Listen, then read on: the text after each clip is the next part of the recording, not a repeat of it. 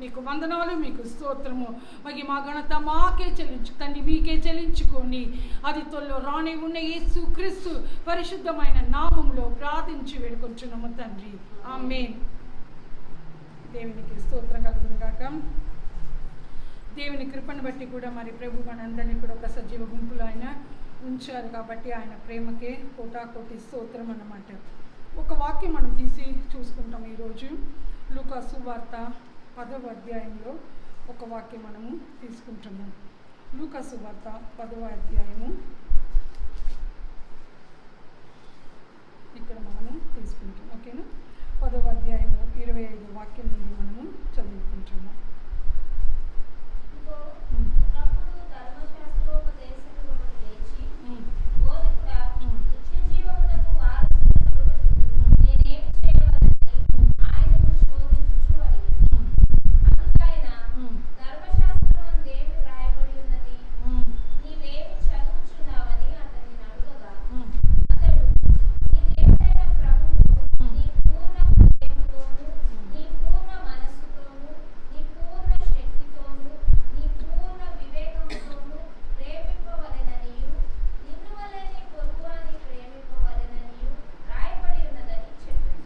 దేవునికి స్తోత్రం కలుగును గాక.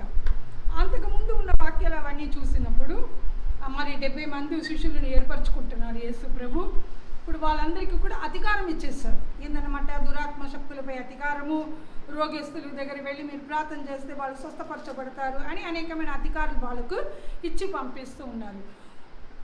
శిష్యులందరూ కూడా ఏం చేస్తున్నారు?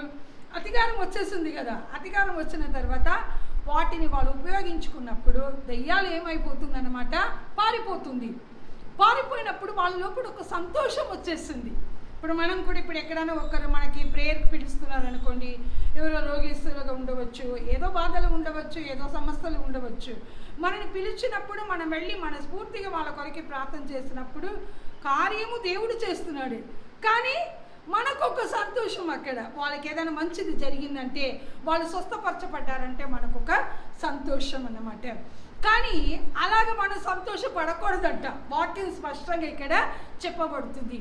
వీళ్ళు వచ్చి ఏం చేస్తున్నారు? ప్రభువా, నీ నామం పేరట మేము దయ్యాలు కూడా వణుకుతుంది మాకు అని వాళ్ళు అక్కడ చెప్పినప్పుడు అప్పుడు ఆయన ఏమంటున్నారు? ఇలాంటి విషయాల కొరకు మీరు సంతోషము పడకూడదు, మీ పేరులు జీవ గ్రంథంలో రాయబడి ఉందనేసి అలాగే కొన్ని కార్యాలన్నీ కూడా ఆయన అక్కడ చెప్తూ వస్తున్నారు. అయితే ఈ న్యాయశాస్త్రి ఎవరన్నమాట? బాగా ఏంటంట వాక్యం తెలిసిన పండితులు. వాళ్ళు భయంకరంగా ఏందన్నమాట ఈ యొక్క ధర్మశాస్త్రాన్ని చదివి దాంట్లోనే వాళ్ళు బాగా మునిగి బాగా ఏందన్నమాట చాలా ఎక్స్పర్ట్గా ఉన్న వ్యక్తులు వాళ్ళు. అలాగే ఒక వ్యక్తి వచ్చి ఏం చేశారంట? యేసుప్రభుని శోధించుట కొరకే వస్తున్నాడు అని అక్కడ రాయబడి ఉంది. ఓకేనా? సో ఆయన అక్కడ వచ్చేసి ఏమంటున్నారు? చదవము ఆ వాక్యము, మళ్ళీ 25వ వాక్యము.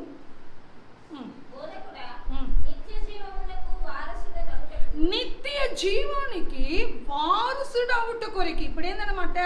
నిత్య జీవాన్ని స్వతంత్రించుకోవడానికి, నిత్య జీవమును ప్రవేశించడం తర్వాత అది అన్నమాట. కానీ నిత్య జీవానికి వారసుడు అవ్వడానికి నేనేమి చేయాలనేసి ఆయన అక్కడ అడుగుతున్నాడు. చూడండి, ఇప్పుడు ఏందన్నమాట? ఎవరెవరు యేసుక్రీస్తుని విశ్వసిస్తున్నారో వాళ్ళందరూ కూడా దేవుని యొక్క కుమారులు కుమార్తెలని వాళ్ళు ఏం చేశారన్నమాట? ఎంచబడుతున్నారు. ఓకేనా? ఇప్పుడు మనం విశ్వసిస్తున్నాం కాబట్టి మనం అందరూ కూడా దేవుని యొక్క కుమారులు కుమార్తెలం అన్నమాట. ఓకేనా? సరే, అది ఫస్ట్ స్టెప్. నేను కుమారుడు కుమార్తె అయిపోయినాను కాదా అనేసి దేవుని యొక్క రాజ్యంలో నేను ప్రవేశించడము కష్టం అన్నమాట. దానికి కొన్ని క్వాలిఫికేషన్ కావాలి మనకి. ఓకేనా? సో ఈయన ఇక్కడ వచ్చేసి ఏమంటున్నారు? నాకు ధర్మశాస్త్రం బాగానే తెలుసు, అన్నీ బాగానే నాకు తెలుసు.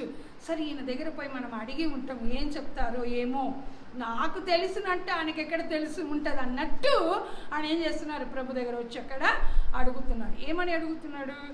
నిత్య జీవాన్ని నేనేం చేసుకోవాలా? స్వతంత్రించుకోవాలా? అవునా కదా? సో నిత్య జీవ నాకు కావాలి. నిత్య జీవాన్ని స్వతంత్రించుకోవాలా, నేను ధరించుకోవాలని అంటే ఏం చేయాలనేసి అక్కడ అడిగినప్పుడు నీకు తెలీదా అని ప్రభు అక్కడ అడుగుచున్నాడు. ధర్మశాస్త్రం మొత్తం చదివిన వాడు కదా, అక్కడ ఏం రాయబడి ఉంది? మరి ఇన్నాళ్ళు ధర్మశాస్త్రం గురించి చదువుతూ వస్తున్నావు కదా, మరి ఇన్నాళ్ళు ధర్మశాస్త్రం గురించి బోధిస్తూ వస్తున్నావు కదా, మరి నీకు తెలియదా అప్పుడు కూడా ఆయన ఏం చేసుకుంటున్నాడు? నాకు తెలియని ధర్మశాస్త్రమా, నాకు తెలిసినది నేను చెప్తానని మొత్తం ధర్మశాస్త్రము 2 ఆజ్ఞలో ఉంది. అయితే ఆయన అక్కడ చెప్తున్నాడు ఏమని? నీ పూర్ణ హృదయము, ముఖ్యంగా ఫస్ట్ ఏంటన్నమాట, యువర్ హోల్ హార్ట్ అన్నమాట. నీ పూర్ణ హృదయము ద్వారా, తర్వాత ఏంటంట పూర్ణ మనస్సు, పూర్ణ మనస్సు ద్వారా, 3వది నీ పూర్ణ బలము, 4వది నీ పూర్ణ వివేకం. అవునా కదా? సో ఈ 4 పూర్ణము ఏందన్నమాట, నువ్వు వచ్చి నన్ను ప్రేమించాలా అని ఆయన అక్కడ చెప్తున్నారు. ఓకేనా? సో దేవునికి స్తోత్రం కలుగును కాక. ఓకే, ఇప్పుడు దేవుని ప్రేమించడం అంటే ఏంటి? ఆయనని ప్రేమించడం అంటే ఏంటి? దేవుని ప్రేమించటము అని అంటే ఏందన్నమాట, ఆయనతో మనం ఎట్లా ఉండాలా? దగ్గరికి ఉండాలి. ద క్లోజ్నెస్ అన్నమాట. మనం ఏందన్నమాట, దేవుని ప్రేమించడము అని అంటే ఏందన్నమాట, ఆయనని ఇష్టపడుట, లేకపోతే ఆయనకు దగ్గర ఉండడము అనేసి మనము తీసుకోవచ్చు అన్నమాట. ఇప్పుడు ఆయనకు దగ్గర ఉన్నాను, మరి ఏందన్నమాట, ఆయన గురించి నాకు తెలుసు, నా గురించి ఆయనకు తెలుసు అంటే అప్పుడు మనం ఏం చేస్తాము? ఆయన గురించి నేను తెలుసుకున్నప్పుడు ఆయన ఇష్ట ప్రకారము నేను జీవిస్తాను, ఆయన తృప్తిపరచుట, ఓకేనా, ఆయనను సంతోషపెట్టుటనే నాకు ఉంటుంది. కాబట్టి ఆయన ఇష్ట ప్రకారం నేను జీవిస్తూ ఉంటాను. అదే ఏందన్నమాట ప్రేమకు ఒక అర్థమైందా? ఇప్పుడు ఒకరికొకరు ప్రేమించుకుంటారు. ఇప్పుడు ఎవరైనా యవనస్తులు ఉన్నారనుకోండి, ప్రేమికులు ఉన్నారు, ఒక పాప ఒక బాబు ఉన్నారనుకోండి, వాళ్ళిద్దరు ప్రేమించుకుంటారు. ఉన్నప్పుడు వాళ్ళు ఏం చేస్తారు? నాకు ఇదన్నీ ఇష్టము, నాకు ఇదన్నీ ఇష్టం ఉండదు, రేపు పెళ్ళైన తర్వాత నన్ను ఇట్లా ఇబ్బంది పెట్టవద్దు, నాకు ఇట్లా ప్రాబ్లం ఇవ్వద్దు, అది ఇదని మాట్లాడుకుంటారు. నాకు కూడా ఇది ఇష్టము, నాకు ఇది ఇష్టం లేదు, అది ఇదని మాట్లాడుకుంటారు. వన్స్ వాళ్ళు మ్యారేజ్లో ఎంటర్ అయిన తర్వాత ఒక 2 నెలలు బాగానే ఉంటారు. తర్వాత ప్రేమ ఏమైపోతుంది? దోమగా కుట్టేస్తుంది, ఉన్న బ్లడ్ అన్నీ తీసేసుకుంటుంది. అవునా కదా? సో అప్పుడు ఏమైపోతుంది? వాళ్ళకి అడ్జస్ట్ అవ్వడము కష్టమైపోతుంది. ముందు వీళ్ళిద్దరే ప్రేమించుకుంటున్నారు కాబట్టి వాళ్ళ ఫ్యామిలీ మెంబర్స్ ఎలాగుంటారో ఏమో, అవునా కదా, వాళ్ళని అంగీకరించుకుంటారో లేదో, వాళ్ళు అడ్జస్ట్ అయిపోతారో లేదో అన్నది తెలియదు. వాళ్ళిద్దరి లోపల అక్కడ జరుగుతూ ఉంటుంది అన్నమాట. అదేవిధంగా ఇప్పుడు మన ప్రేమికుడు యేసుక్రీస్తు మనని ఎంతగానో ప్రేమించి తన ప్రాణాన్ని మన కొరకే ఆయన ఇచ్చేసి వెళ్ళిపోయారన్నమాట. ఓకేనా? ఇప్పుడు ఆయన వెయిట్ చేస్తూ ఉన్నారు. ఎలాగా? నీ పూర్ణ హృదయముతో నువ్వు నన్ను ఏం చేయాలన్నమాట, ప్రేమించాలా అదని చెప్పేసి. సరే, ఒక ఉదాహరణ ఇస్తానండి వాక్యముల నుండి. ఆదికాండంలో మనం అందరికీ కూడా అబ్రహాం గురించి తెలుసు, అవునా కదా? అబ్రహాం గురించి తెలిసినప్పుడు అబ్రహాంకి ఏం లేదు, సంతానము లేదు. సంతానం లేకున్నప్పుడు వాళ్ళకు వయసు పెరుగుతూనే పోతుంది, ఈ భూమియే పట్టదంట, అంత ఆస్తి దేవుడు ఇచ్చాడు. అప్పుడు ఆయన ఎప్పుడు పోయి అడుగుతూ ఉంటారు దేవుడు మాట్లాడడానికి వచ్చినప్పుడు అంతా, ఇవన్నీ ఇచ్చినవయ్యా, కానీ దీనిని అనుభవించడానికి నాకు ఒక వారసు లేదు కదా, అది ఇదని అడిగినప్పుడు అప్పుడు కూడా దేవుడు ఏదో ఒక సమాధానం చెప్తూ ఉంటారు. ఆకాశం చూడు, అక్కడ చూడు, ఆ సముద్ర ఇసుకని చూడు, ఈ దుమ్ములు చూడు, ధూళి చూడు, అదని చెప్తూ ఉంటారనమాట. అలాగున్నప్పుడు ఈ సారా ఆమెకి ఏమైపోయింది? ఆత్రము, అయ్యో మన ఇద్దరికి వయసు అయిపోయింది కదా, మనకని ఈ యొక్క ఆస్తులని అనుభవించడానికి ఏదైనా ఒక వారసు కావాలి కదా అని చెప్పేసి ఐగుప్తు దేశం నుండి ఒక మనిషిని పని మనిషిగా తీసుకొచ్చింది. ఆగార్ మనందరికీ కూడా తెలుసు. ఆమె చాలా నిజాయితీ కలిగి వాళ్ళ ఇంట్లో సేవ చేస్తూ ఉండగా మెల్లగా అబ్రహాం దగ్గర పోయి చెప్తుంది, అయ్యా నాకు వయసు అయిపోయింది అయ్యా, ఇంకా నేను కనడం నా వల్ల కాదు, నీకు కూడా వయసు అవుతుంది కాబట్టి ఆగారుతో ఏదైనా ఒక వారసు మనకు కలిగిందంటే ఈ యొక్క ఆస్తి పాస్తులకన్నీ వారసుడిగా అయిపోతాడు ఆయన అదని చెప్తూ ఉంటే, అప్పుడు అబ్రహాం ఏం చేయాలా? ఆదాం అవ్వ కదనే ఇక్కడ, అవునా కదా? ఆదాం దగ్గర దేవుడు మాట్లాడాడు, చూడు ఆదాం, నువ్వు అన్నీ భుజించవచ్చు, నీ కొరకు అన్ని పండ్లు గిండ్లు అన్నీ పెట్టాను, మొత్తం తీసుకోవచ్చు, కానీ ఆ మధ్యలో ఉన్న వృక్షం దగ్గర నువ్వు వెళ్ళకూడదు, చూడకూడదు, టచ్ చేయకూడదు, తినకూడదు. చూడనే కూడదంట, సెకండరీ టచ్, 3వది తినకూడదంట. అప్పుడు ఏమైంది, ఆయనకు తోడిగిచ్చిన మనిషి వచ్చింది అవ్వ. సో సర్పం వచ్చింది, అలాగ చెప్పారా ఇలాగ చెప్పారని గలిబిలి చేసేసింది. ఓకేనా. సో వచ్చి అప్పుడు తినేసి ఆదం దగ్గర వచ్చేసి, చూడయ్యా నువ్వు కూడా తినరాదు, నేను తినేసినా, నువ్వు కూడా తినరాదు, నేను తినేసినా, తిను అన్న వరకు ఆయన అప్పుడు చెప్పి ఉండవచ్చు కదా. దేవుడు చెప్పాడు ఈ విధంగా, అది ముట్టకూడదు తినకూడదు అనేసి. నీ మాటకు నేను లోబడను, ఆయన మాటకే నేను లోబడతాను. ఒకవేళ చెప్పి ఉంటే ఇప్పుడు ఏమీ ఉండేది కాదు. హల్లెలూయా. ఓకేనా. కానీ అది జరగవలసిందే, అది దేవుని యొక్క తీర్మానం. మనకి తెలియదు, ఆ సీక్రెట్ అన్నీ మనకు తెలియదు. ఓకేనా. సో అదే విధంగా ఈ అబ్రహాం సారా దగ్గర చెప్పి ఉండాల్సింది కదా.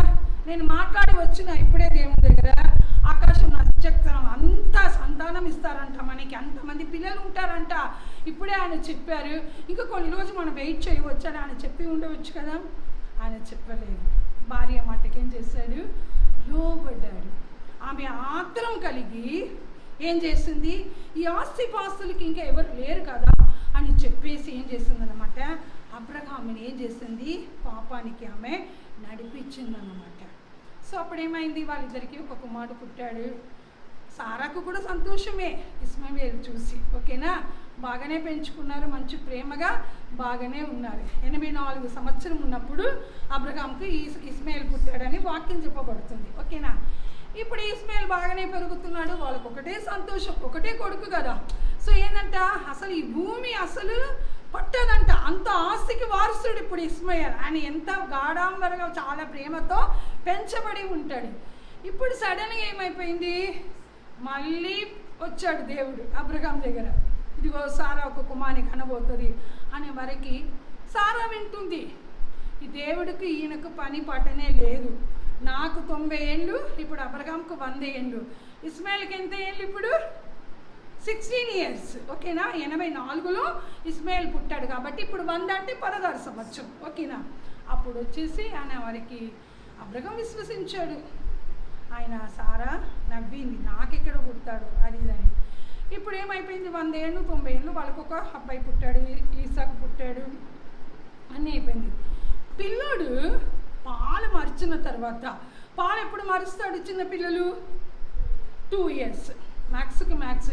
కొంతమంది అయితే ఆ టైంలో అయితే వాళ్ళు 5 ఇయర్స్ వరకు ఇచ్చేవారంట కదా, 5 ఇయర్స్ వరకు. ఇప్పుడే అంత 3 మంత్స్కే అసలు పుట్టినప్పుడే బాటిల్ పాలే అదే అని చెప్పేసి 2 ఇయర్స్ మినిమం. ఓకేనా. సో 2 ఇయర్స్ వరకు ఇస్మాయిల్ ఈ యొక్క ఈసాకు బాగానే ఇదైన తర్వాత అప్పుడు ఈ ఆగారు ఇస్మాయిల్ వాళ్ళ ఊరుకు ఉండాలి కదా. వాళ్ళు ఏం చేస్తారు, వీళ్ళని తన తల్లి కొడుకుని చూసి ఏదో హేళనగా నవ్వి మాట్లాడి ఉన్నప్పుడు ఇప్పుడు ఆ సారా ఓర్చుకోలేకపోయింది.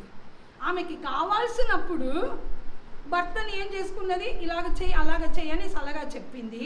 ఇప్పుడు ఏమైంది, తానే ఒక్క కుమారుడికి తల్లి అయిపోయింది కాబట్టి ఇప్పుడు ఏమైపోయింది, అబ్రహాంతో మళ్ళీ వస్తుంది ఆమె. ఏమని, మనకి వీళ్ళు వద్దు, వీళ్ళని ఇంటి నుంచి గంటేసి, మనకు అక్కర్లేదు, మన వారసుడు వచ్చాడు కదా, నీతో మాట్లాడుతున్న దేవుడు చెప్పిన వారసుడు వచ్చేసాడు కదా, ఇంకా వీడు మనకి అక్కర్లేదని. అప్పుడు అబ్రహాం మనసు ఎంత బాధ వేదన పడి ఉంటుంది ఉన్న కదా అన్న హృదయంలో. 18 సంవత్సరం ఉన్న ఇస్మాయిల్ వాళ్ళ తల్లిని ఇంచుమించి ఇంటి నుంచి బయటికి పో అని. ఇప్పుడు ఆయన ఏమైనా ఆస్తిపాస్తులు ఇచ్చి పంపించినట్టు వాక్యములు ఉన్నదా, నీళ్ళు ఇచ్చాడంట. హల్లెలూయా. ఏందన్నమాట, కొంచెం నీళ్ళు ఇచ్చి పంపించాడంట. ఎంత భయంకరవాది కదా అబ్రహాం కూడా ఏమి ఇవ్వకుండా. సో వాళ్ళిద్దరు వెళ్ళిపోయారు. ఓకేనా. ఇప్పుడు ఈ కుమారుడు పెరుగుతున్నాడు. అయితే ఇప్పుడు దేవుడు చూశాడు, అబ్రహాం ఏంటంట, పూర్ణ మనసుతో దేవుని మనము ప్రేమించాలి. ఇప్పుడు ఏంటి, ఒక టెస్ట్ పెట్టాడు అబ్రహాంకు. ఏమని, సరే ఈయన పూర్ణ మనసుతో నన్ను ప్రేమిస్తున్నాడా, ఇస్సాకుని ప్రేమిస్తున్నాడా చూస్తాము అదని చెప్పేసి ఇస్సాకు ఇప్పుడు బాగా పెరుగుతున్నాడు. బాగా పెరిగినప్పుడు ఇస్సాకు ఒక ఇంచుమించి 16-17 సంవత్సరం ఉన్నాడు. ఆయన ఒక యవన ఏజ్లో వచ్చేసాడు, యంగ్ బాయ్గా. అప్పుడు ఒకరోజు దేవుడు అబ్రహాముతో మాట్లాడి చూస్తున్నాడు, ఈయన మనసు మొత్తం ఎవరున్నారు, ఇస్సాకు ఉన్నాడు. అర్థమైందా మీకు, మనసు నిండే ఇస్సాకు ఉన్నాడు, ఇస్సాకు గురించిన ప్రేమ ఉంది. సో అప్పుడు ప్రభు చేశాడు, ఓహో నువ్వు ఇంటి నుంచి ఇస్మాయిల్ని పంపించేశాడు కదా, నేను లోకం నుండే ఈ ఇస్సాకుని తీయబోతున్నాను. ఇప్పుడు నువ్వు ఎలా ఎలాగుండవు, నన్ను ప్రేమిస్తున్నావా లేదా అని ఒక టెస్ట్ ఆయన అక్కడ పెడుతున్నాడు. అయితే ఇప్పుడు ఏమైంది, ఇస్సాకుని నాకు ఏం చేయాలంట, దహన బలిగా నువ్వు నాకు అర్పించాలి, బర్న్ట్ ఆఫరింగ్. అవునా కదా, దహన బలిగా అర్పించాల అబ్రహాం అని చెప్పినప్పుడు అబ్రహాంకి ఎట్లా ఉంటుంది, అయ్యా ముందు ఒక కొడుకు ఇచ్చావు, ఆయనని నా భార్య మాట విని ఇంటి నుంచి వెలగొట్టేసిన, ఇప్పుడు ఈయన ఒకడు ఇచ్చాడు, మళ్ళీ నాకు పుట్టాడో నాకు తెలియదు, ఈయనని నువ్వు అడిగావంటే నాకు వారసు లేకుండా పోతుంది కదా అని ఆయన ఏం మాట్లాడలేదు. కానీ అబ్రహాం గ్రహించుకున్నాడు, ఆయనని ప్రేమించడానికి తగ్గిపోయిందో ఏమో, ఈ కుమారుని నేను ఎక్కువ ప్రేమించున్నానో ఏమో, అందుకే ఈయనని దహన బలిగా అడుగుతున్నాడు, ఇచ్చేయాలి నేను అని చెప్పేసి అతన్ని తీసుకొని వెళుతున్నాడు. ఆ కుమారుడు కూడా ఏం చేస్తున్నాడు, వాళ్ళ కొండ ఎక్కి బలి ప్లేస్ వరకు వెళ్ళేటప్పుడు, నానా గొర్రె పిల్ల లేదు ఎక్కడ అన్నప్పుడు దేవుడు చూసుకుంటాడు. అన్నప్పుడు ఆ ఇస్సాకు మనసు వేదన పడి ఉంటుంది. కానీ ఆయన ఏం చేస్తాడు, పూర్ణ మనసు నేను ఇవ్వలేను ఏమో, కొంచెము ఆ హృదయంలో కొంచెము నా కొడుకు కొరికి నేను స్థానం ఇచ్చేస్తున్నానో ఏమో. అవునా కదా, అందుకే దేవుడు నాకు ఇలాంటి ఒక టెస్ట్ పెట్టాడని చెప్పేసి సరే అనేసి తీసుకుపోతున్నాడు. మళ్ళీ మన అందరికీ తెలుసు, అవునా కదా, ఆయన కత్తి తీసి చంపినప్పుడు ఇస్సాకు ఏమని అనుకుంటాడు, మా నాన్నగారు ఒక హంతకుడు, అవునా కదా, నన్నే చంపడానికి తీసుకొచ్చేసాడు అని అనుకొని ఉండవచ్చు. ఈ కాలం పిల్లలు ఉంటే ఏం చేసేవారు, నాన్నని పండు పెట్టి బలి ఇచ్చి వచ్చేవారు, అవునా కదా. కానీ ఇస్సాకు అలాగే చేయకుండా తండ్రి మాటకు లోబడి ఉన్నాడు. అయితే దేవుడు చూశాడు, నిజంగా అబ్రహాము పూర్ణ హృదయముతోనే నన్ను ప్రేమిస్తున్నాడు. మీకు ఇప్పుడు అర్థమైందా, పూర్ణ హృదయముతో మనం దేవుని ఏం చేయాలన్నమాట, ప్రేమించాలన్నమాట. ఈ శాస్త్రి కూడా వచ్చి చెప్తున్నాడు, న్యాయశాస్త్రి ఇలాగ రాయబడి ఉంది ధర్మశాస్త్రములో అని చెప్పేసి, మొట్టమొదటిగా పూర్ణ హృదయముతో మనం దేవుని మనం ఏం చేయాలన్నమాట, ప్రేమించాలి. తండ్రి అయిన దేవుడు మనని ప్రేమించి తన ఏకైక కుమారుడైన యేసుక్రీస్తుని బలిగా అర్పించాడు, మనని ప్రేమించాడు ఆ ఒక్క కుమారుని కంటే ఎక్కువ. ఇప్పుడు మనం ఎవరిని ప్రేమిస్తున్నాము, అవునా కదా, మన హృదయంలో ఏమేమి ఉంటుంది చెప్పండి, ఏమేముంది మన హృదయంలో, లిస్ట్ పెద్దగానే ఉంటుంది, అవునా కదా. ఒక సైడ్ భర్త ఉంటాడు, ఒక సైడ్ అమ్మ నాన్న ఉంటారు, ఒక సైడ్ మన పిల్లలు ఉంటారు, ఒక సైడ్ మన శరీరం ఉంటుంది, అవునా కదా, మధ్యలో మన భవిష్యత్తు ఉంటుంది. తర్వాత అక్కడిక్కడ ఎక్కడానికి కొంచెం చోటు ఉంటే, అయ్యా నేను నిన్నే ఎప్పుడు చూసినా నిన్నే తలంచుకొని ఉన్నాను కదా ప్రభా, నువ్వే ఉన్నావు నా హృదయంలో, ఎక్కడ అక్కడ చోటనే లేదు, మొత్తం అందరూ కూర్చున్నారు, ఇప్పుడు ఎక్కడ ఎవరి తల మీద ఎక్కి కూర్చుంటారు ఆయన చెప్పండి. సో పూర్ణ హృదయంతో మనం ఆయనని ఏం చేయాలన్నమాట, ప్రేమించాలి పూర్ణ హృదయంతో. మన దేవుడు ఎలాంటి దేవుడు అన్నమాట, పౌరుషం కలిగిన దేవుడు, ఆయననే మాత్రమే మనం ప్రేమించాలి, వేరెవరిని కూడా మనం ఏం చేయకూడదు అన్నమాట, ప్రేమించకూడదు. ఆయనని మాత్రమే మనం ఏం చేయాలన్నమాట, ప్రేమించాలని ఆయనకు ఒక మనసు, నన్ను మాత్రమే ప్రేమించాలా అదనేసి. ఈరోజు మనం ఎవరెవరిని ప్రేమిస్తూ ఉన్నాము, ఎవరెవరు మన యొక్క హృదయములు మనము పెట్టుకొని ఉన్నాము, ఏమేం కార్యాలు హృదయంలో ఉన్నది. హృదయం ఎలాంటిదా అంట వాక్యం చెప్పబడుతుంది. హృదయం గురించి ఒకవేళ దేవుని చిత్తం ఉందంటే నెక్స్ట్ టైం నుంచి ఒక్కొక్కటిగా మనం బ్రీఫ్గా చూద్దాము. హృదయం ఎలా ఉంటుంది అన్నమాట, అది భయంకరమైనది, అవునా కదా. సో ఈ హృదయము దేవునికి కావాలి, దేవుని ప్రేమించే ప్రేమతో నిండబడిన హృదయము ఆయనకి ఏం చేయాలన్నమాట, కావాలి, అది ఆయనకు కావాలన్నమాట. నేను ఇంకొకటి కూడా నా జీవితంలో జరిగిన ఒక విషయం కూడా చెప్తాను. పెళ్లి కాకముందు మేమందరం ఆడపిల్లలమే, మా నాన్నగారికి ఎప్పుడు చూసినా బాగా ప్రేయర్స్ అవి మీటింగ్స్ అలాగే ఉండేది, వేరెక్కడ తీసుకోపోరు మా నాన్న ఎక్కడికి, మాకు అసలు ఆ ఇంట్రెస్ట్ కూడా ఉండదు. కాలేజీకి పోతే చదవాలా, ఇంటికి రావాలా, మళ్ళీ ప్రేయర్కి రెడీ అవ్వాలా, ఎక్కడికైనా ప్రేయర్కి వెళ్ళాలా, ఇంటికి వచ్చి మళ్ళీ ఏదైనా సాంగ్ ప్రాక్టీస్ చేస్తాము, ప్రేయర్ చేయాలా, ఇవే మా జీవితము. జాబ్కి వెళ్ళినా ఆ టైంకి ఇంటికి వచ్చేయాలా, మళ్ళీ ఎక్కడైనా ప్రేయర్స్ ఉంటే రెడీగా ఉంటారు మా నాన్నగారు, తొందరగా వచ్చేసి మేమందరూ వెళతాము, మళ్ళీ ఇంటికి వచ్చి ప్రేయర్ చేయాలా, ఇదే ఉంటుంది అనమాట. లేకపోతే ఎప్పుడైనా హాలిడేస్ సండే వస్తే చర్చ్కి వెళ్తాము, చర్చ్ నుంచి వచ్చిన తర్వాత వాక్య ధ్యానం చేసుకుంటాము, ఏమైనా డౌట్ ఉందంటే ఒకరికొకరు మేము అలాగా మాట్లాడుకుంటాం అనమాట. అలాగున్నప్పుడు ఇక సడన్గా ఏమైపోయింది, మ్యారేజ్ ఏజ్ వచ్చేస్తుందని మా నాన్న అన్నారు, ఫస్ట్ అమ్మాయి కదా మ్యారేజ్ చేయాలి అంటే ఇంట్రెస్టే లేదు నాకు మ్యారేజ్ చేసుకోవాలని. అంతలోపుడే మా చెల్లెలు ఇద్దరు కూడా వాళ్ళు ఏం చేస్తారు, వాళ్ళెవరో ఇద్దరిని ఇష్టపడ్డారు. మన క్రైస్తవులే, మంచి బిలీవరే వాళ్ళు కూడా. అలాగే ఇష్టపడ్డారు. ఇంటికి ఫ్రైడే ఫాస్టింగ్ ప్రేయర్కి వచ్చేవారు. ఆంటీ వాళ్ళ అబ్బాయి మా రెండో చెల్లె ఇష్టపడింది. మళ్ళీ మా చిన్న చెల్లె ఏం చేసింది, ఆయన ఏదో సేవకని అర్పించుకొని ఏదో ప్రేయర్కు అక్కడెక్కడైనా వచ్చేవాడు అనమాట. సరే అని నాన్నగారు కూడా వెళ్ళేవారు. ఆమెకి ఆయన ఇష్టమైంది. అలాగే వాళ్ళు ఇష్టపడ్డారు అనమాట.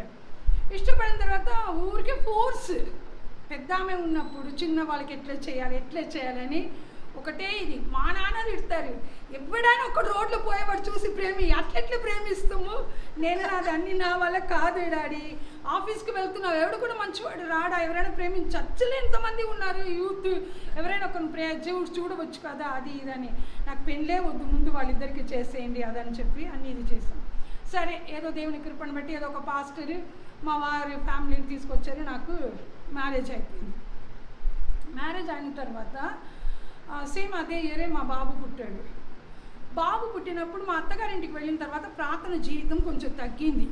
ఎందుకంటే మా ఇంట్లో ఉన్న అట్మాస్ఫియర్ అక్కడ లేదన్నమాట. సో అలాగున్నప్పుడు కొంచెం దేవుడి నుంచి అట్లా దూరంగా వచ్చేది బాగానే తెలిసింది నాకు. ఎక్కువ నా బాబుని నేను ఎక్కువ ప్రేమించేదాన్ని. ఇది చేసుకొని అరే మా ఇంట్లో అందరు ఆడపిల్లలు కదా, దేవుడు ఒక కుమారుని ఇచ్చాడు కదా అంటే మా ఇంట్లో కూడా అందరు ప్రేమించేవారు, అన్నీ ఎక్కువ ప్రేమించేవారు. అలాగని ఉన్నప్పుడు ఏమైపోయింది, ఒకసారి ఇట్లనే వాడు ఒక 3.5 years ఉంటాడు. మా అత్తగారి ఇంట్లో అందరు బయట చిలుకలు కూడా కోటర్స్ దగ్గర అందరూ ఆడుకొని ఉంటే అప్పుడు బస్ స్టాండ్ అక్కడే ఉండేది. ఇప్పుడు ఉప్పల్ బస్ స్టాప్ ఉంది కదా, అది అక్కడే. అలాగున్నప్పుడు మేము లోపలందరూ మాట్లాడుకున్నాము, అందరూ ఆడుకొని గిడుకొని ఉన్నారు కాంపౌండ్లో. సడన్గా మా బాబు ఏమైందో గేట్ తెరుచుకున్నాడు, ఉప్పల్ బస్సులో ఎక్కి కూర్చున్నాడు 80 నెంబర్లో. ఎవరికీ తెలియదు. సరే మేము అందరూ అన్నీ అక్కడ ఇదైన తర్వాత వాళ్ళని భోజనానికి పిలుస్తాము, వాళ్ళకి అన్నం తినిపించాలి కదా అది ఇదని ఒక్కొక్క బిడ్డల్ని పిలుస్తున్నాము. ఎక్కడ 5 మంది పిల్లలు ఆడుకుంటున్నాడు, వీడు లేడు. చూసేవారికి ఎక్కడ బాబు ఎక్కడ అని చూసేవారికి ఇక్కడే ఉంటాడు అక్కడే ఉంటామని చూసి ఎక్కడా లేదు. ఒకటే ఏడుపు అంటే అంత ఇది వచ్చేసింది. అప్పుడు నేను గ్రహించిన, ప్రభువా మీకంటే ఎక్కువ ఈయనని ప్రేమించాను నేను, నాకు ఒక కుమారుని ఇచ్చినావు కదా, అది మొదటి సంతానం నీకే అయ్యా అని అంత గర్వంగా వేరే నేను ఇది చేసుకున్నాను కదా. ఒక పెద్ద టెస్ట్ పెట్టావు ప్రభువా, వాడు ఎక్కడ పోయాడో ఎవరు ఎత్తుకొని వెళ్ళాడో తెలియదు, ఆయన నీ చిత్తం ఉంటే తిరిగి వాడిని నాకు చేర్చి ప్రభువా అని చెప్పేసి ఇలాగే ప్రార్థన చేసుకున్నాను.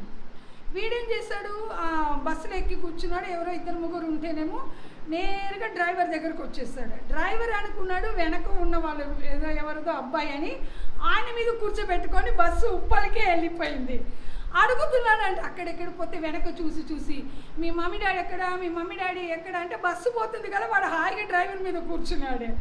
అదనేసి అది ఉప్పల్ పోయి అక్కడ ఉప్పల్ బస్ స్టాప్లో పోయి అక్కడ దిగిన తర్వాత బిస్కెట్ తింటావా అది ఇదంటే అప్పుడు వీడికి గుర్తుకొచ్చింది, మమ్మీ డాడీ దగ్గర పోవాలా, నాకు వద్దు మమ్మీ డాడీ కావాలా, ఐ వాంట్ మమ్మీ డాడీ అని.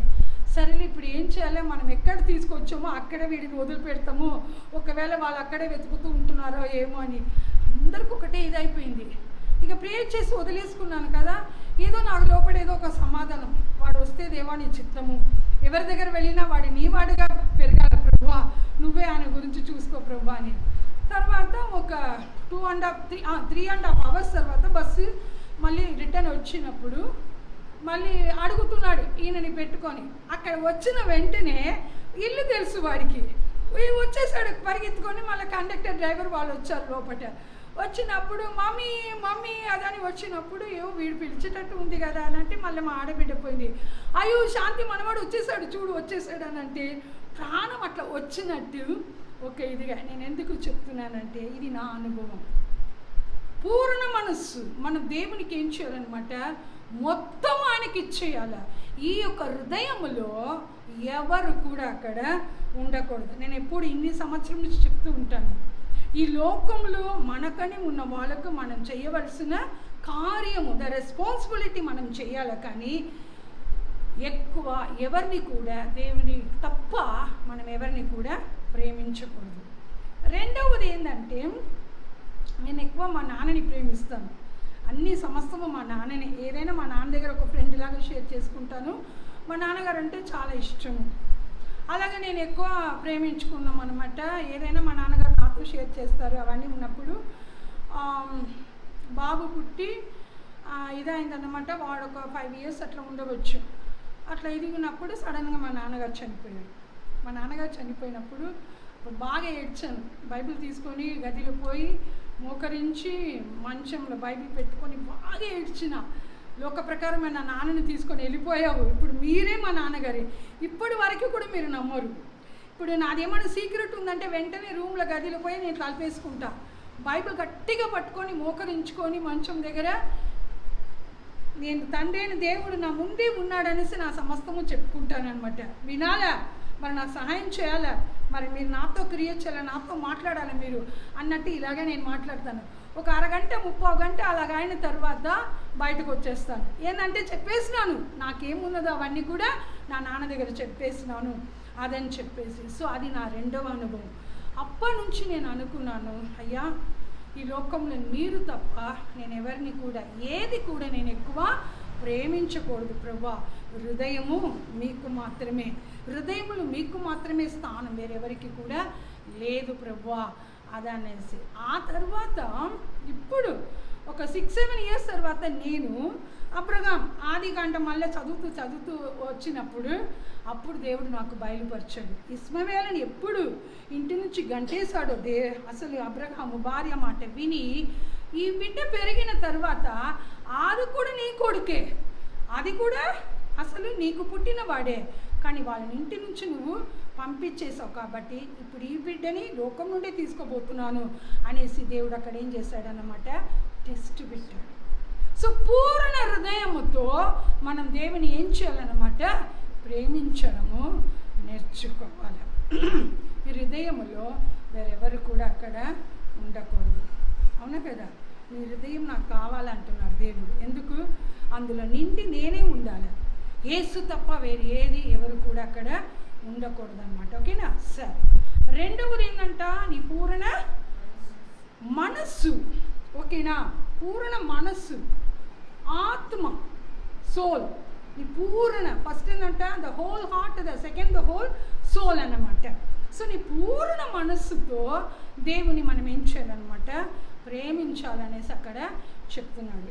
మరి మనసు ఎట్లుంటుంది ఎవరికైనా తెలుసా? మనసు అంటే ఆత్మ. ఓకేనా, అది ఎట్లుంటుంది తెలుసా? ఆదాంని దేవుడు ఏం చేశాడు, మట్టిలో బొమ్మ చేశాడు. ఓకే, ఆడుకుంటున్నాడు. ఇప్పుడు చిన్నపిల్లలు మట్టిలో ఆడుకుంటారు కదా, ఆయన కూడా కూర్చొని ఒక బొమ్మ చేశాడు. కన్ను ఎక్కడ పెట్టాలా, ముక్కు ఎక్కడ పెట్టాలా, నోరు ఎక్కడ పెట్టాలా, 2 కన్ను తీసి వెనక పెట్టాడు అనుకోండి. ఇప్పుడు కన్ను లేకుండా ముక్కు నోరు ఉంటే కన్ను వెనకనే చూస్తుంది. అవునా కదా, ఎట్లా ఉంటాము, కానీ అవన్నీ కరెక్ట్గా ఉండాలనేసి అన్నీ చేసేసి మళ్ళీ కూర్చున్నాడు. ఇది ఇలాగే ఉంది కదా, మన యొక్క ఇమేజ్లో చేస్తాం కదా, ఇప్పుడు ఇది కదిలించడానికి ఏమైనా చేయాలి కదా, ఇది తిరగాలి కదా ఈ బొమ్మని చూసి. అప్పుడు చూసారు, సరే ఒక పని చేస్తాము అనేసి ఉఫ్ అని ఏం చేశాడు, తన శ్వాసని మట్టిలో ఊదాడు. ఓకే, ఆ ముక్కులో ఊదాడంట. ఇప్పుడు ముక్కులో ఊదినప్పుడు ఆయన ఏం ఊదాడు, శ్వాసమే ఊదాడు. అవునా కదా, కానీ ఆ శ్వాసము లోపట వెళ్ళి ఏమైందనమాట, జీవ ఆత్మ అయిందని వాక్యం చెప్తుంది. ఇప్పుడు ఏమొచ్చేసింది, జీవము ప్లస్ ఆత్మ 2 వచ్చేసింది. ఇప్పుడు ఊదిన శ్వాసములో ఆయన ఊదినది ఒక శ్వాసమే. ఇప్పుడు మనం ఏదైనా ఇది అనుకోండి, ఇప్పుడు కరెంట్ పోయింది అనుకోండి, పోతే బాగా ఉడుకుపోస్తుంది అని అంటే ఉఫ్ ఉఫ్ అని ఊదుకుంటాము. అప్పుడు ఏమొస్తుంది, గాలి వస్తుంది, ఫీలింగ్ ఉంటుంది. కానీ ఏమన్నా జీవ ఆత్మ ఏమైనా కనబడుతుందా, ఆత్మలు కనబడుతుందా, ఏమన్నా కనబడదు. అవునా కదా. సో ఇక్కడ ఏమైంది, అక్కడ ఒక స్పెషాలిటీ, ఆయన ఊదినప్పుడు ఆ శ్వాసములో జరిగిన ఒక అద్భుత కార్యం ఏందన్నమాట, ఆ మట్టి బొమ్మ జీవం వచ్చేసింది, ఆత్మ కూడా వచ్చేసింది. అర్థమైందా మీకు, 2 అక్కడ వచ్చేసింది. సో కాబట్టి అందుకే కీర్తనగాడు 103వ కీర్తనలో ఏమంటాడు, నా ప్రాణమా యెహోవాని సన్నిధించుము. నా ప్రాణమా, నా లోపట ప్రాణం ఎలాగొచ్చింది, మట్టి శరీరంలో ఆయన ఊదాడు కాబట్టి ఆ ప్రాణం వచ్చింది. ఇప్పుడు ఏందన్నమాట, నీ పూర్ణ ఆత్మతో దేవుని మనం ఏం చేయాలంట, ప్రేమించాల. ఇప్పుడు ఆత్మ ప్రాణము రెండు కూడా దేవునికే సొంతం. అర్థమైందా మీకు? అది రెండు దేవుని కార్యం గురించే చెప్తూ ఉంటుంది. కానీ ఈ శరీరం ఉంది కదా, ఇది ఎప్పుడు లోక కార్యం గురించే చెప్తూ ఉంటుంది. అర్థమైందా? సో ఎందుకంటే ఈ లోకంలో అన్నీ కనబడుతూ ఉంటుంది కదా, అట్రాక్షన్ వాటి గురించి. అవునా కదా? ఇప్పుడు వృక్షం ఎలాగుండదంట, ఏదైనా తోటంలో చూడడానికి అందంగా ఉందన్నమాట. అవునా కదా? కంటికి చూడడానికి అందంగా ఉంది. అవునా కదా? ఆ పండు ఒక సైజు, ఆ రంగులు అన్నీ చూస్తే హృదయానికి సంతోషం ఉందంట. తినేటప్పుడు ఇంకా ఆనందంగా, రుచి బాగుందన్నమాట. సో అదే విధంగా ఇక్కడ చూసేవి అన్నీ కూడా మనకి ఎలాగుంటుంది, అదే విధంగానే ఉంటుంది. అన్నీ బాగానే ఉంటుంది. ఏది చూసినా మనసుకు ఒక రమ్యంగా ఉంటుంది, ఏది చూసినా ఒక ఆకర్షణ ఉంటుంది, ఏది చూసినా దాని మీద మనసుని పడేసుకుంటాము, ఒక ఆశ అక్కడ కలుగుతూనే ఉంటుంది అన్నమాట. అయితే ఇప్పుడు ఈ మనసుని దేవుడు ఏం చేశాడు, పూర్ణ మనసు, మొత్తం మనసు, నీ ఆశ, నీ ఆకర్షణ మొత్తము కూడా నా మీదనే ఉండాలి. అర్థమైందా? నేనే నీ అట్రాక్షన్. హల్లెలూయా. యేసుక్రీస్తే ఆయన అట్రాక్షన్. ఆయన జీవితమే మనకు మాదిరి. ఆయన ఎలాగున్నారో, ఆయనలో ఉన్న లక్షణాలు అవన్నీ కూడా మనసు ఏం చేయాలన్నమాట, చూసి అక్కడ ఆనందించాలన్నమాట. సో కాబట్టి పూర్ణ మనస్సుతో, అందుకే వాక్యం ఏమంటుంది, శరీరాన్ని చంపువాడికి మాత్రము కాదు. అర్థమైందా? ఎందుకంటే అది నా వశము. నేను మట్టితో శరీరాన్ని చేశాను, అందులో నా ప్రాణము ఆత్మని ఉంచాను, కాబట్టి నాకు మాత్రమే అధికారం ఉంది చంపడానికి, వేరెవరికి కూడా లేదనేసి. సో కాబట్టి ఈ ప్రాణము, ఈ యొక్క ఆత్మ దేవుని మాత్రమే ఏం చేయాలన్నమాట, ప్రేమించాలి. ఓకే, ఎగ్జాంపుల్ చెప్తాను. 5:8 మత్తయి సువార్త చదవండి. 5:8.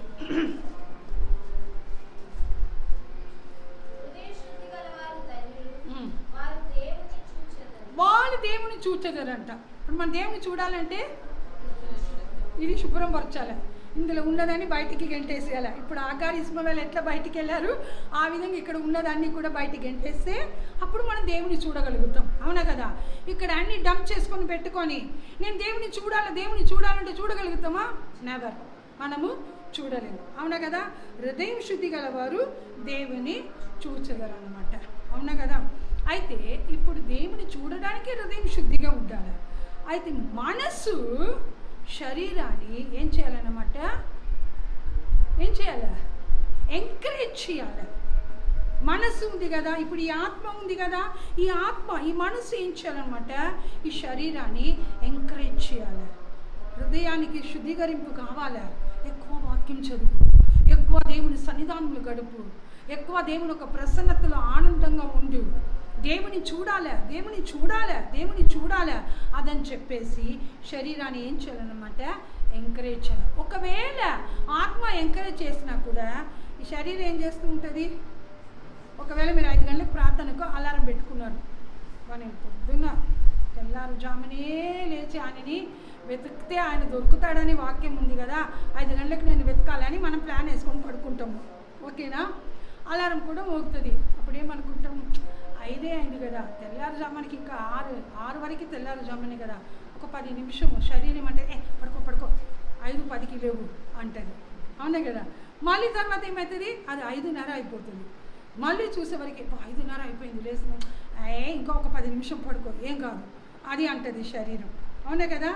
ఆత్మ అంటది లేవు ప్రార్థన చేసుకోవాలా అని. మళ్ళీ చూసేవరకు 6:05 అయిపోతుంది. అప్పుడు ప్రార్థన చేయగలుగుతామా? ఊరుకు వంటగదికి. అవునా కదా? సో ఏందన్నమాట, అక్కడ పని రెడీగా ఉంటుంది. చేయగలుగుతామా మనము? చేయలేము. సో ఎప్పుడు కూడా పోరాటము ఈ శరీరము ఈ ఆత్మకు ఉంటుంది. హృదయం శుద్ధిగా ఉంటేనే మనం దేవుని చూడగలుగుతాము. కానీ ఆ శరీరం ఏం చెప్తూ ఉంటుంది, ఆ హృదయం గిదయం ఎవరు చూస్తారు చెప్పు? అవునా కదా? ఏం కాదు, మంచిగా తెల్లబట్టగా బాగా శుభ్రంగా మంచి సబ్బుతో స్నానం చేసుకో, గమ స్మెల్ రావాలి, మంచిగా తెల్ల డ్రెస్ వేసుకొని వెళ్ళు, చాలు. నేను చూస్తేనే శుభ్రంగా ఉన్నావు, ఓకే బాగా తెల్లగా ఉన్నావు, ఏంజిలాగా వచ్చావని అందరూ చెప్తూ ఉంటారు. దేవుని చూడగలుగుతామా? లోపటంతా ఏమున్నది, ఆ ఆయనకి ఇష్టం లేని మనుషులు, ఆయనకి ఇష్టం లేని కార్యాలు ఇవన్నీ నిండి ఉంది కాబట్టి చూడలేము. అవునా కదా? ఎప్పుడు కూడా శరీరం ఆత్మకు పోరాటం జరుగుతూనే ఉంటుంది కనుక అది మనము ఎల్లప్పుడూ గమనించాలి. ముఖ్యంగా దేవుడి విషయంలో నేను వాక్యం చదవాలా. ఇంకొక కార్యం చెప్తూ ఉంటాను. సపోజ్ మన విశ్వాసంలో విశ్వాస జీవితంలో మనం పెరగాలని మీరు అనుకుంటారనుకోండి, అప్పుడు ఏమవుతుంది అనమాట, ఈ శరీరం ఒప్పుకోదు.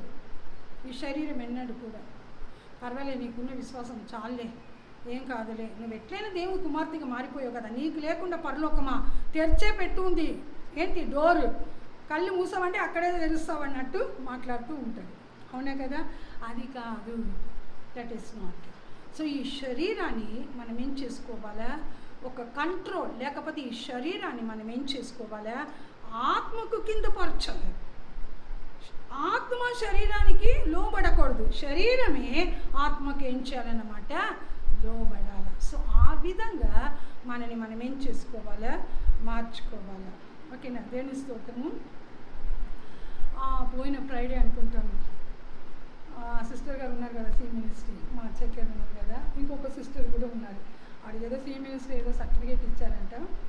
ఆమె చాలా సంవత్సరం నుంచి ఈ ప్రేయర్ గ్రూప్లో ఉండేవారు, సలీం నగర్ ప్రేయర్ గ్రూప్లో. మళ్ళీ ఫారిన్ వెళ్ళిపోయారు, ఆ పిల్లల దగ్గర ఏదో ఉండి మళ్ళీ ఎప్పుడో వచ్చారు. మళ్ళీ ఫోన్ నెంబర్ ఏదో మార్చుకున్నారు, టచ్ లేకుండా పోయింది. ప్రేయర్లు అయితే పెట్టాను. సడన్గా ఫోన్ చేశారు, శాంతి సిస్టర్ అని అంటే, నేను ఏ కంట్రీలో ఉన్నారండి మీరు అని అడిగితే, ఇక్కడే ఉన్నాను సిస్టర్, కుక్కట్పల్లిలో నేను ఉన్నాను, అది ఇది అన్నారు. సరేలే ఎప్పుడైనా ఎమిలియా అవునా, వచ్చేసిందండి. అది సి మినిస్ట్రీలో ఉండవచ్చు. అదే అయితే వచ్చాను. అవును, మెనీ ఇయర్స్ ఇలాగనే ఇక్కడలాగనే. తర్వాత సడన్గా సిస్టర్ మీరు రావద్దు, నేనే వస్తా అని. ఏంటంటే నా గురించి న్యూస్ ఆమెకు వెళ్ళిపోయింది అక్కడ. తను ఏమనుకున్నాడంట, నేను బెడ్ మీదనే పడుకొని ఉన్నాను, పాపము ఆమెకి ఇబ్బంది పెట్టకూడదు, అసలు ఎప్పుడు ఆవిడే వచ్చేవారు, ప్రేయర్ అంతా కండక్ట్ చేసేవారు కదా, ఈసారి ఎట్లయినా ఆమెకు ఓపెన్ హార్ట్ సర్జరీ జరిగింది, మాత్రం మింగుతుంది పాపము, ముఖము కాలంతా వాచి ఉన్నారు ఆవిడ. సరే మంచిగా బాగా పట్టించారు, కొంచెము ఇదిగానే ఉంటారు, స్టైల్గా కొంచెం ఇదిగానే. షీ స్టేస్ అలోన్, బట్ ఎవరో సర్వెంట్ లేడీ పెట్టుకున్నది ఆమె, అదే అనేసి. అవును, అదే అనేసి. ఎప్పుడు ఆమె అంతే, 3 daughters అన్నమాట, 3 daughters వాళ్ళు సెటిల్ అయిపోయారు, అది అన్నట్టు ఎప్పుడు షీస్ అలోనే. ఇక తర్వాత సరే అనేసి సడన్గా వాళ్ళు వచ్చారు. వాళ్ళు వస్తే మళ్ళీ పక్కకి ఇంకొక సిస్టర్ ఉంటారు, ఆ సిస్టర్ గారు కూడా వచ్చారు. రండి అదన్న వారికి, మీ ఫ్రెండ్ని తీసుకొచ్చాను, శాంతి సిస్టర్ అంటే ఎవరు అనుకున్నా, మీరే కదా అని అంటే, సరే రండి అని అంటే సరే వచ్చాను. సరే ఫ్రైడే వచ్చారు కదా, ఎట్లయినా ఆన్లైన్ ప్రేయర్కి నాకు ఇంకా కొంచెం టైం ఉన్నది, నేను ఈరోజు ఒక చోటకు వెళ్ళాలా, రానని చెప్పాను, అందుకే మీ ఇద్దరిని దేవుడు తీసుకొచ్చారు అనేసి ఇక వచ్చిన ఒక స్నానం అవి చేసి ఇక వాక్యం తీసుకుంటామని చెప్పి వాక్యం తీసుకున్నాము. ఏం వాక్యం తీసుకున్నాము? మనం లాస్ట్ టైము ధ్యానించిన వాక్యం ఏం ధ్యానించినాము?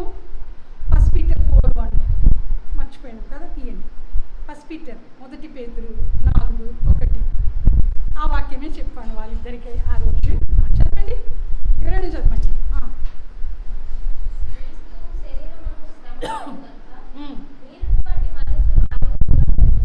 ఎలాంటి మనసు అంటే, ఇప్పుడు పూర్ణ మనస్సుతో నేను ఆయనని ప్రేమిస్తున్నానంటే గుర్తు ఏందన్నమాట, ఆయన శరీరంలో శ్రమ అనుభవించినారు కాబట్టి నేను ఈ శరీరంలో శ్రమ అనుభవించడానికి నన్ను ఏం చేయాలి, సిద్ధము చేసుకున్న మనస్సుని ఆ విధంగా నేనేం చేయాలన్నమాట, ధరించుకోవాలి.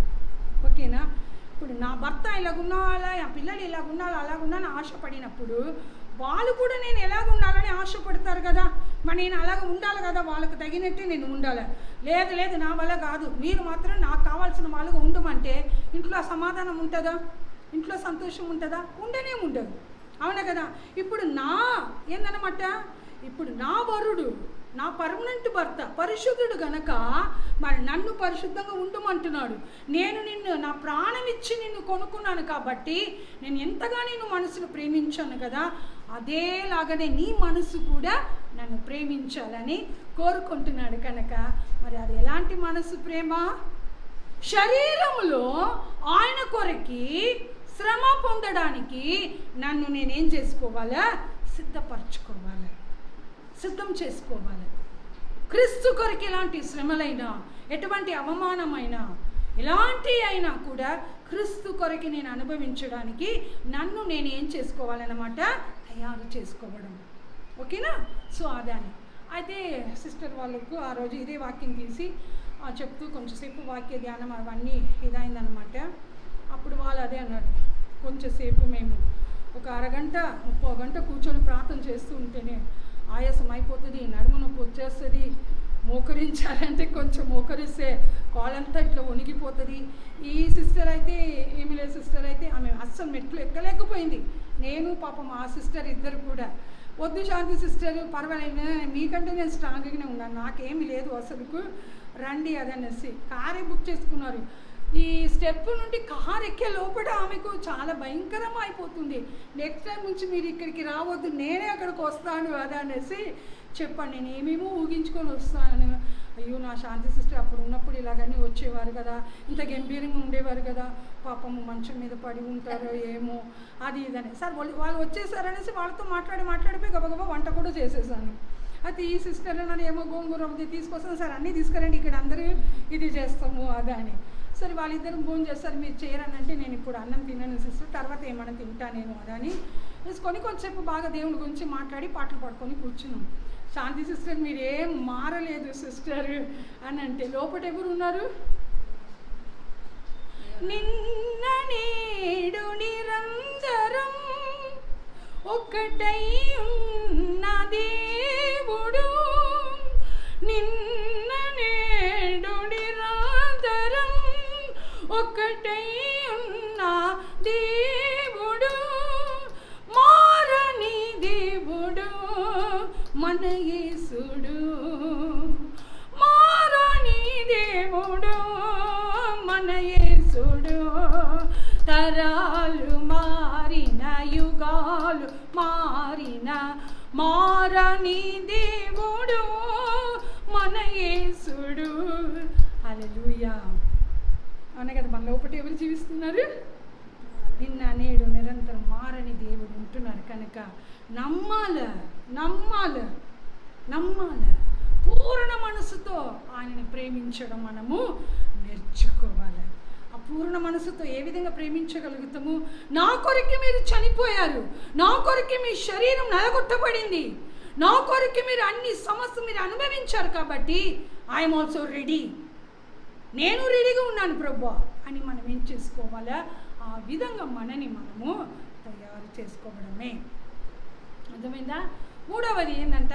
నీ పూర్ణ బలము, యువర్ హోల్ స్ట్రెంగ్త్, పూర్ణ శక్తి. అవునా కదా? బలం. ఏం చేస్తాము? పొద్దున్న లేస్తాము, ఎవరెవరిని బయట పంపాలి అందరినీ పంపించేస్తాం, వీళ్ళకి టిఫిన్ కట్టి వాళ్ళకి టిఫిన్ కట్టి అది ఇదని మనం కూడా ఏదో ఇంత మెక్కేసుకుంటాము, మళ్ళీ సెకండ్ టైం కాఫీయో గిఫీయో తాగేసుకుంటాము. అబ్బా అన్ని పనులు అయిపోయింది కదా, అప్పుడు వచ్చి కూర్చుంటాం. అవునా కదా? అప్పుడు చూసేవరికి అయ్యయ్యో సరేలే ఇప్పుడు నా ప్రార్థన టైం కదా, 10 గంటలకు 11 గంటలకు ప్రేయర్ చేయాలి కదా, సరేలే అని చెప్పేసి ప్రార్థన చేయాలని బైబిల్ తీసుకొచ్చి కూర్చుంటాం.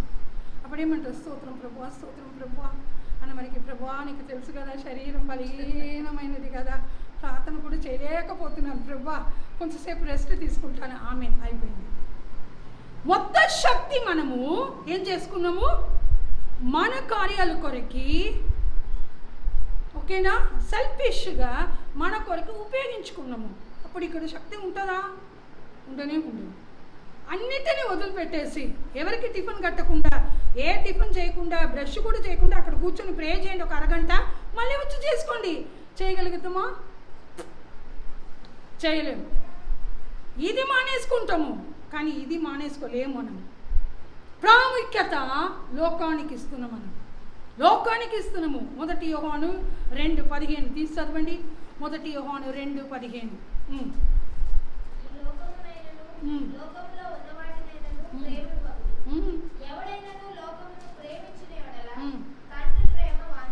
ఉండదంట. చాలుమా, నన్ను ప్రేమించి తండ్రి ఏం చేశారు, కుమారుని పంపించాడు. అవునా కదా, నన్ను రక్షించుట కొరికి. ఇప్పుడు ఆ తండ్రికి నా మీద ప్రేమ ఉండదంట. ఇంత భయంకరమైన పరిస్థితి చూసారా? సో కాబట్టి ఏంటంట, లోకంలో ఉన్న వాటిని మనము ప్రేమించు. ద రొటీన్ వర్క్, పొద్దున్న లేవాలా, ఇవన్నీ చెయ్యాలా, ఇలాగన్నీ ఉండాలా, చెయ్యాలా, అన్నీ కరెక్ట్గా అయిపోయింది కదా, అమ్మ అంతా అయిపోయింది, ఇప్పుడు కొంచెం రెస్ట్ తీసుకుంటాంలే అది అన్నట్టు ఈ శరీరానికి ఒక రెస్ట్ మనం ఏం చేస్తూ ఉంటాము, ఇస్తూ ఉంటాము. కానీ దేవుడికి అది ఇష్టం లేదు. ముందు నీ బలము, నీ శక్తి అని నాకు ఉపయోగించు, తర్వాత నీ పని అంతా నువ్వు చేసుకో అదని ప్రభు అక్కడ చెప్తూ ఉంటారు. మనం అలాగ చేయగలుగుతున్నామా? తెల్లవారుజాముని ఆయన ఏం చేసేవారంట, 3వ జామున ఆయన వెళ్ళి తండ్రితో సహవాసం పెట్టుకునేవారు. తండ్రి దగ్గర పోయి బలము, శక్తిని పొందుకున్నవారు మళ్ళీ వచ్చి ఆయన పనులన్నీ ఆయన అక్కడ చేసేవారు అన్నమాట. ఈరోజు మనం ఎలాగున్నాము, మనం ఎలాగుంటున్నాము? దేవుని ఒక వాక్యం ఏముంటుంది, శక్తి మనకి ఎందుకు కావాలంట? అక్కడ శక్తి ఉంది, యాక్చువల్గా బలమే. శక్తి వేరే పదానికి పోతుంది. చదవండి 1:8 అపోస్తల కార్యములు 1వ అధ్యాయము 8వ వాక్యము.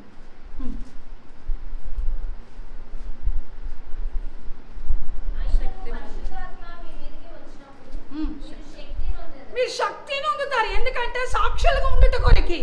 ఇప్పుడు ఇక్కడ ట్రాన్స్లేషన్ రాంగ్, ఇక్కడ శక్తి కాదు, it is only strength. Strength అంటే శక్తి, ఆ పవర్ అంటే శక్తి, స్ట్రెంగ్త్ అంటే బలము. అర్థమైందా? బలము ఈ లోక కార్యాల కొరకి, శక్తి అన్నది దేవుని కొరకి. అర్థమైందా మీకు?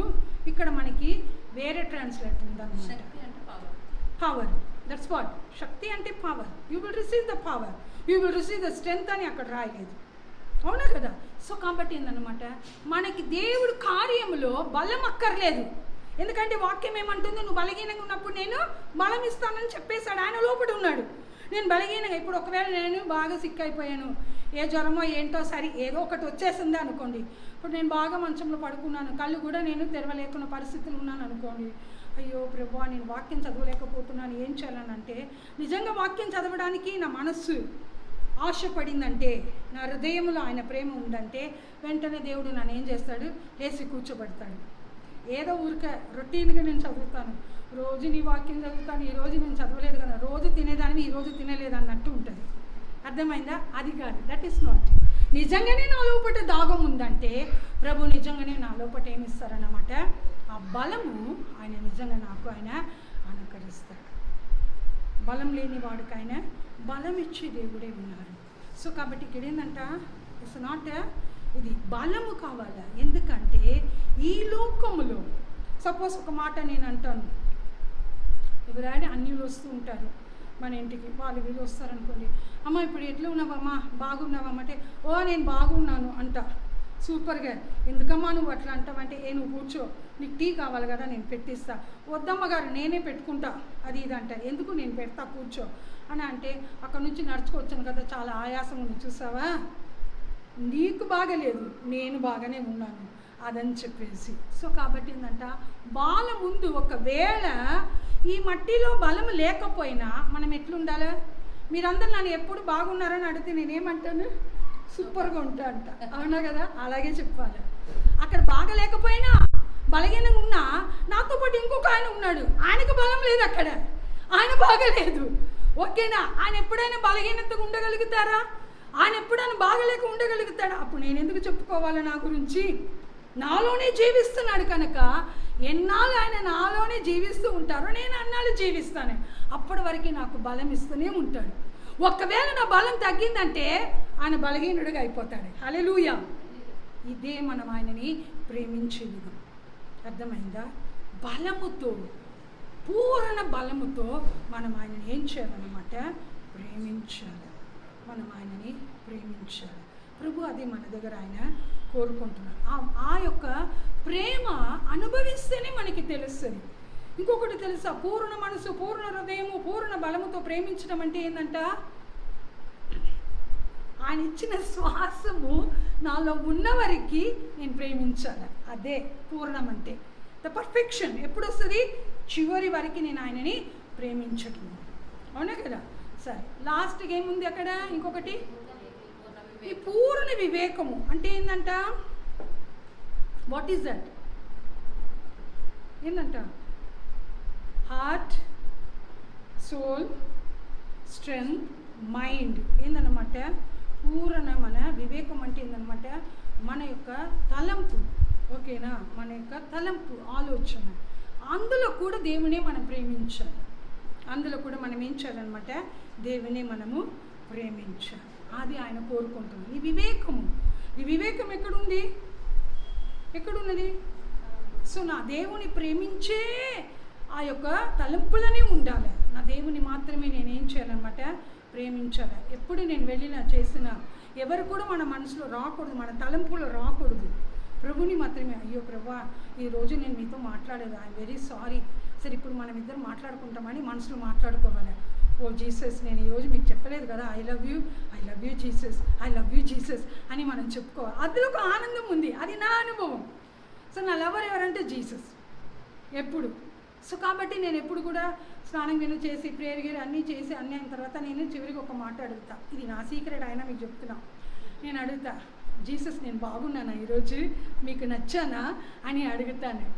సో అది నాకు ఒక ఏంటంటే నేను నా లవర్తో మాట్లాడుతున్నాను. అవును, మనసు విప్పి మనం మాట్లాడతాం మన ప్రేమికుడితో, అవునా కదా? సో కాబట్టి so we have to love him. మన యొక్క తలంపులు ఆయన ప్రేమ నిండి ఉండాలి. వేరే ఏది కూడా నిండి అక్కడ ఏం చేయకూడదు అన్నమాట, ఉండకూడదు. నేను ఎప్పుడు చెప్తుంటాను కదా, అది కొనాలా, నేను ఇది కొనాలా, అయ్యో ఈ పిల్లలకి ఇది కట్టాలా, ఆ పిల్ల బాగలేదు కదా, వీళ్ళు బాగలేదు. ఈ తలంపులు, బోడి తలంపులు బయట చెత్తలో పడేసేయాలి. ఇది అక్కర్లేదు. ఎప్పుడు మనం యేసుక్రీస్తు, ఎందుకంటే మనం ఇక్కడ ఉన్న వాళ్ళము కానే కాదు, మనం ఆయనతో ఉండబోతున్నాము, ఆయనతో. అవును కదా? ఆ కాలంలో ఎన్ని సంవత్సరాలు బ్రతికారంట? 965 సంవత్సరం బ్రతికారంట. తర్వాత నోహా కాలం వచ్చినప్పుడు మనుషులు ఆయనకు విరోధంగా పాపాలు చేశారు కాబట్టి 120 అని చెప్పేశాడు. నోవాకు 120 ఇచ్చేశాడు. ఆ తర్వాత వచ్చినప్పుడు కీర్తనలు వచ్చినప్పుడు ఏంటంట? 70 లేకపోతే 80, బలముతో ఉంటే 80 అంట. అవును కదా? సరే, ఈ 120, ఈ 70, 80కి మధ్యలో ఇప్పుడు 100 ఏళ్ళు ఉండేవాళ్ళు కూడా ఉంటారు. ఎంత తగ్గిపోయింది? 965 నుండి 70, 80 వరకు తగ్గిపోయిందంటే 900 సంవత్సరం తగ్గిపోయింది మన ఆయుష్ దినాలు. అవునా కదా? అయితే ఆ 900 బలాన్ని ఈ 70, 80లని పెట్టేశాడు దేవుడు. అర్థమైందా మీకు? సో వాళ్ళు ఎప్పుడు వాళ్ళకు ముసలితనం వచ్చిందంట? 890, 100 ఏళ్ళలో వాళ్ళకు ముసలితనం వచ్చింది. మనకు 30లోనే వచ్చేస్తుంది. మీరు 50 వరకు వెళ్ళిపోయారు. 25 years 30 years ఉంటే. మొన్న ఏమైంది, మండే రోజు ఒక యూత్ మీటింగ్కి వెళ్ళాను.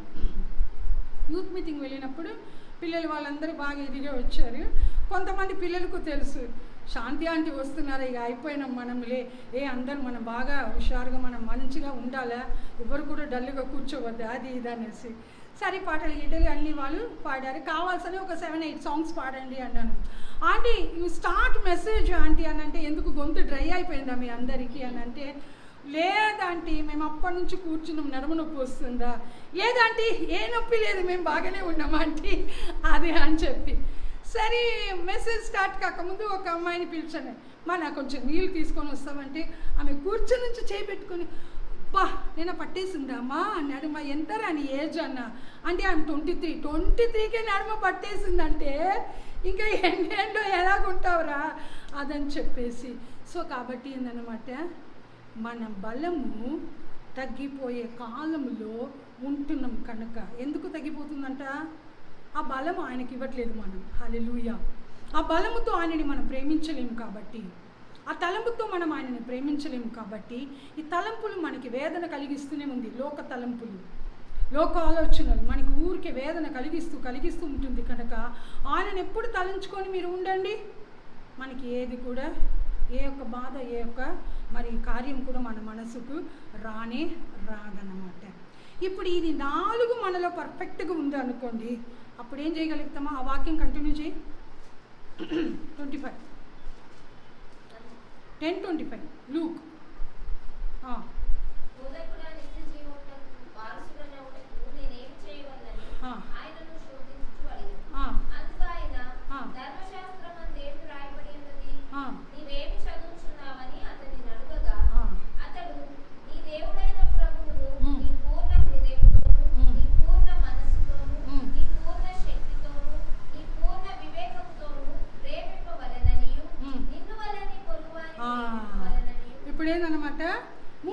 దేవుని ప్రేమించాలి, ఈ 4 విధంగా పూర్ణంగా. తర్వాత నిన్ను ప్రేమించుకో. తర్వాత నిన్ను ప్రేమించినట్టే నీ పొరుగు వారిని కూడా ఏం చేయాలన్నమాట, ప్రేమించాలి. అది ఎట్లా ప్రేమిస్తాము? ఒక పొరుగు వారిని ప్రేమించాలంటే ఆయన దగ్గర మనం ప్రేమ ఎక్స్పెక్ట్ చేయకూడదు. నేను ప్రేమిస్తున్నాను, అర్థమైందా? దేవుడు మన దగ్గర కోరుకున్నాడా, నేను నీ కొరకు సావబోతున్నాను, నువ్వు కూడా రెడీగా ఉండు, నా కొరకు సావు అని చెప్పాడు ఆయన ప్రేమించాడు, అవునా కదా? కానీ మనకి చెప్పి వెళ్ళాడు, ఇప్పుడు నువ్వు నన్ను ప్రేమించు అనేసి. అలాగా మనం ఇరుగు వారిని ప్రేమించాలి అని అంటే ఎలాగ ప్రేమించగలుగుతాము? వాళ్ళ దగ్గర మనం ఏది కూడా ఎదురు చూడకూడదు, ఏమి కూడా మనం ఎదురు చూడకుండా మనం ఏం చేయాలన్నమాట, ప్రేమించాలి. ఆ విధంగా మనం ఆయనని ప్రేమించాలి వాళ్ళని. సో కాబట్టి ఏందన్నమాట, అందరినీ ఇప్పుడు ఏంటంటే మన క్రైస్తవ బిడ్డలని కాదు, క్రైస్తవు లేని వారిని కూడా మనం ఏం చేయాలన్నమాట, ప్రేమించాలి. ఇది జరిగినది చెప్తాను. నేను లాస్ట్ సాటర్డే 5th సాటర్డే ఒక చోటకు వెళ్ళాను, ఒక ఆర్ఫనేజ్కి వెళ్ళాను అనమాట. ఒకరు తీసుకెళ్ళారు నన్ను. తీసుకువెళ్ళినప్పుడు అప్పుడు క్రైస్తవ బిడ్డలు ఉన్నారు అక్కడ, నాకు ఏ పిల్లలు కూడా తెలియదు. ఉంటే సరే కొన్ని ఈటబుల్స్ అవి ఇవి అని తీసుకొని వెళ్ళాను. అందరూ ఉన్నారు, వేరే వాళ్ళు కూడా ఉన్నారు, ముస్లిమ్స్, హిందూస్ అందరు కూడా ఉంటే సరే వాళ్ళకి ఏదో 2 స్టోరీ చెప్పేసి బైబిల్ వాక్యం ఒకటి చెప్పేసి సరే అందరికీ ఈటబుల్స్ అవన్నీ పంచిపెడుతూ ఉంటే ఒక అబ్బాయి వచ్చాడు. వచ్చేసి కలీం అంట ఆయన పేరు, అబ్దుల్ కలీం అని వచ్చాడు. మై క్రిస్టియన్ నెహీ హై ఆంటీ, మై ముస్లిం హూ అని అన్నాడు. నేను క్రిస్టియన్ కాదు, నేను ముస్లిం అన్నాడు. అయితే ఏంటి అన్నాను. అయితే ఏంటి చెప్పు అన్నాను. నువ్వు కూడా మనిషి, నేను కూడా మనిషే కదా అని అంటాను. మగర్ మై ముస్లిం హై అది అని చెప్పాడు. నువ్వు ముస్లిం ఉంటే ఉండు, నేను అందరికి ఇచ్చేటట్టు నీకు కూడా ఇస్తున్నాను అని అంటే, ఆప్కా ఖుదా నహీ పూస్తా క్యా క్యూ ముస్లింకు దియా బోల్కే అని అంటున్నాడు. నువ్వెందుకు ముస్లిం పిల్లలకు ఇవన్నీ ఇచ్చినవని అడగడా అదని చెప్పేసి. అంటే వాళ్ళ మనస్సులో ఆ చిన్నప్పుడు ఆయన ఎంత 3rd క్లాస్ చదువుతున్నాడు, ఒక 7-8 years ఉంటాడు. ఆ పిల్లోడు నన్ను అడుగుతున్నాడు ఇలాగా. అయితే ఆ చిన్న వయసులో నుండే ఏందన్నమాట డిఫరెన్సెస్. క్రిస్టియన్స్ అంటే వాళ్ళు క్రిస్టియన్స్కే, వేరే వాళ్ళకు వాళ్ళు కాదు అది అన్నట్టు. సో కాబట్టి ఏందన్నమాట మన వివేకము, మన తలంపులు అందరినీ ప్రేమించాలి. యేసుక్రీస్తుని నేను ప్రేమించానంటే అందరినీ. తర్వాత గుడ్ సమార్టన్ స్టోరీ వస్తుంది, దేవుని చిత్తం అంటే నెక్స్ట్ టైం మనము కంటిన్యూ చేస్తాము. దారిలో పోయేవాడు ఎవడో అంటాం, ఆయన గాయపడి ఉంటే ఈ సమరుడు తీసుకొని పోయి ఆయనకు అక్కడ సహాయం చేసినట్టు మనము చూస్తూ ఉంటాం. ఆయన తెలియదు ఏం కాదు, మళ్ళీ ఆయన తిరిగిస్తాడా లేదా అన్నట్టు కూడా తెలియదు. కానీ ఆయన పోయి ఏం చేశాడు, ఈ పైన ధర్మశాస్త్రి, ఈ యొక్క న్యాయశాస్త్రికి కలిగిన ఏ ప్రేమ కూడా ఏందన్నమాట ఆయనలో లేకుండా ప్రేమ ఈయన లోపట ఉంది, ఈ 4 కూడా. సో కాబట్టి ఆ ప్రేమని కలిగి ఆయనని చూసుకున్నాడు కనుక మరి ఈరోజు మనకి పూర్ణ హృదయం, పూర్ణ మనస్సు, పూర్ణ బలము, పూర్ణ వివేకముతో మన దేవుని మనం ప్రేమించాలి. నిన్ను ప్రేమించే విధముగా నీ ఇరుగు వారిని కూడా ఏం చేయాలంట, ప్రేమించాలి. మన అందరికీ కూడా తెలుసు, తీసి చదవద్దు. అపోస్తలుల కార్యములో పేతురు ఏం చేస్తున్నారు, విశ్వాసులందరూ కూడా సమానంగా ఉండాలి, అర్థమైందా? పాస్టర్స్, లీడర్స్, వాళ్ళు వీళ్ళని కదా, అందరూ సమానంగా ఉండాలి దేవుని బిడ్డలము. ఇప్పుడు సపోజ్ ఆయన ఏమంటారు, మీ దగ్గర ఉన్నవన్నీ అమ్మేసుకొని ఇక్కడ అందరూ తీసుకొచ్చేసండి, మనం అందరికీ తగినట్టు సమానంగా మనము చేసుకుంటామని. సరే ఒక 10 families ఉంది అనుకోండి, వాళ్ళందరూ కూడా అంతా తీసుకొచ్చేస్తారు. ఓకే, ఆయన ఏం చేస్తారు, ఒక 40 plates తీసుకొచ్చారు అనుకోండి. 10 familiesకి ఒక్కొక్కరికి ఎంత వస్తుంది, 1 familyకి 4 వస్తుంది, అవునా కదా? సమానంగా ఇచ్చాడు. మీ ఇంట్లో 2 ఉన్నారా, ఇగో తీసుకో 4. మీ ఇంట్లో 4 ఉన్నారా, ఇగో తీసుకో 4.